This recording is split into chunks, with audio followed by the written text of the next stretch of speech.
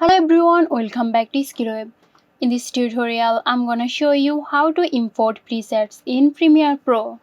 So let's have a look now. Open your Adobe Premiere Pro and go to the Effects panel. Now from here choose Presets and simply right click on it. Then here click on the Import Presets and now select the preset file you want to add. Simply click on it and it will automatically add the presets. So that's it. Hope this video helped you out. Stay tuned for more helpful tutorials here at xirosoft. This video is sponsored by Xirosoft. Xirosoft offers graphic design, UI UX design, digital marketing and web development. Elevate your brand with Xirosoft today. For more details, check the description box.